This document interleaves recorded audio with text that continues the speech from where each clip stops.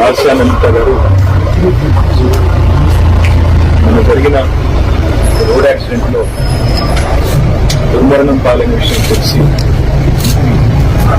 Party మొత్తం అదేవిధంగా ప్రజలు మొత్తం కూడా దిగ్భ్రాంతికి, తీవ్ర విస్మయానికి, తీవ్రమైన బాధకు కూడా అందరం కూడా వాడి కూడా నాకు చాలా సన్నిహితంగా ఒక చెల్లెల్లాగా దగ్గరగా పనిచేసిన మా సోదరి వాళ్ళ ఆ మధ్యన లేదు అంటే అందరం కూడా బాధపడతా ఉన్నారు. కుటుంబానికి భగవంతుడు మనోధైర్యాన్ని ప్రసాదించాలని ఈ శోకాతప్పు సందర్భంగా వారి కుటుంబం మనోధైర్యంతో నిబ్బరంతో ఉండాలని వారికి అండగా మేమందరం కూడా పార్టీ పరంగా గౌరవ కేసీఆర్ గారితో పాటు పార్టీ పరంగా అందరం కూడా ఉంటాం. వారికి ఏ కష్టం వచ్చినా, ఏ దుఃఖం వచ్చినా, ఏ రకమైన అవసరం వచ్చినా మేమందరం కూడా అండగా సోదరుల్లాగా నిలబడతామని చెప్పి కూడా వారికి తెలియజేస్తుంది.